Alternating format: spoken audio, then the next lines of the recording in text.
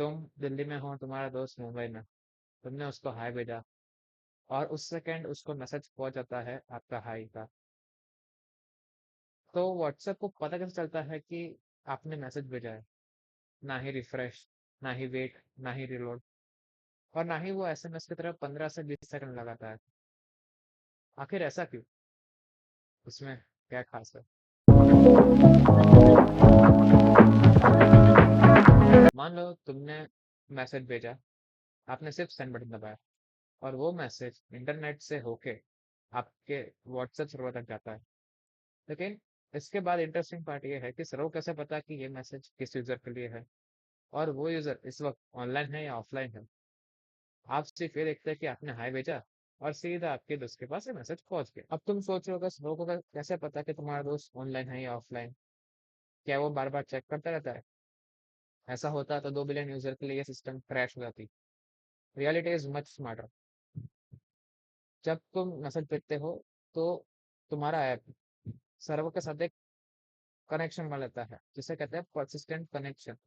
मतलब वो हमेशा एक लाइन खुली रखता है, जिससे कि जैसे तुम मैसेज करो, मैसेज व्हाट्सएप सर्वर तुरंत ही पुश कर देता है, जिससे तुम्हारा मैसेज इंस्टेंट डिलीवर हो जाता है। इसे ऐसे समझो कि आपको पता है आपका दोस्त आने वाला है, तो आपने पहले से दरवाजा खुला रखा ताकि वो जैसे आए आप तरह से उनसे मिल पाए। पर अगर आपने दरवाजा खुला नहीं रखा, तो वो जैसे आपका दोस्त आएगा, वो पहले बेल मारेगा, आप दरवाजा खोलेंगे, फिर आप लोग मिलेंगे। ऑफ कोर्स इसमें ज़्यादा टाइम लगेगा। व्हाट्सएप हमेशा पहले वाली मेथड अपनाता है। मतलब वो हमेशा कनेक्शन बनाए रखता है, जिससे जैसे ही मैसेज आता है, आप उस तुरंत आप उसे रीड कर पाओ, क्योंकि वो इंस्टेंटली डिलीवर कर पाता है इस कनेक्शन की वजह से। अब एक और क्वेश्चन, जब आपने अपने दोस्त को मैसेज किया और उसका इंटरनेट ऑफ हुआ, तो वो मैसेज गायब हो जाता है? नहीं, बल्कि मैस बल्कि सर्वर उस मैसेज को स्टोर कर लेता है, और जैसे ही आपका दोस्त इंटरनेट से वापस जुड़ जाता है, तो मैसेज उसको पहुंच जाता है। तो आप जब सिंगल टिक देखते हो, तब आप ये समझना कि आपका मैसेज सर्वर तक पहुंच गया, और जब आप डबल टिक देखो, तो इसका मतलब ये समझना कि आपका दोस्त ऑनलाइन हो चुका है। और जब आप ब्लू टिक देखो, तो आपको ऑफकोर्स पता है कि उसने मैसेज रीड कर लिया है। लेकिन उसके पीछे ये सारी चीजें होती है कि आपका मैसेज पहले सर्वर तक पहुंचेगा, ऑफलाइन है तो वो एक मैसेज में एक जगह स्टोर हो जाएगा, और जैसे ही आपका दोस्त ऑनलाइन आया, तो उसको मैसेज पहुंच जाता है और वो रीड कर लेता है। अब इससे जुड़ी हुई एक और इंटरेस्टिंग बात, जब आप व्हाट्सएप में मैसेज भेजते हो, उससे पहले वो मैसेज इंक्रिप्ट होता है।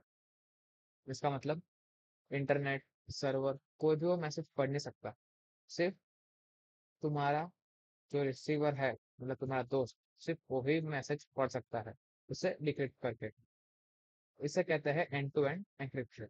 मतलब इसको ऐसे समझिए, मान लो अपने बैंक में एक लॉकर है, आपने उसे लॉक किया, मतलब ये आपके पास एक पब्लिक की थी, बट उसे डिक्रिप्ट सिर्फ बैंक ही कर सकता है। मतलब वो चाबी सिर्फ बैंक के पास है, और सिर्फ वही वो लॉकर खोल सकता है। तो ये हुआ एंक्रिप्शन और डिक्रिप्शन।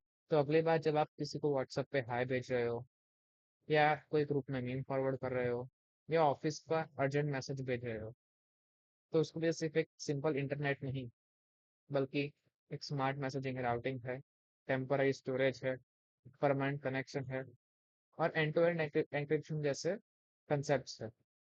और शायद इसीलिए व्हाट्सएप दुनिया का सबसे रिलायबल और फास्ट मैसेजिंग एप्स में से एक है। तो मिलते हैं अगले एपिसोड में एक और टेक्नोलॉजी के साथ। तब तक क्यूरियस रहे और सीखते रहे।